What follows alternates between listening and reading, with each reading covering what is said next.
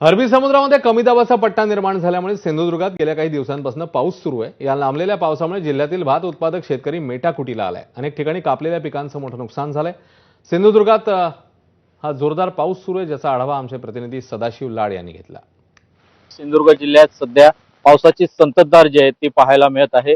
मी सध्या सिंधुदुर्गातील सावंतवाडी शहरात आहे आणि या ठिकाणी जर आपण पाहिलं असेल तर मुसळधार पाऊस जो आहे तो या ठिकाणी पाहायला मिळतो। तर जिल्ह्यात अन्य भागात पावसाची संततधार जी आहे ती आपल्याला पाहायला मिळत आहे।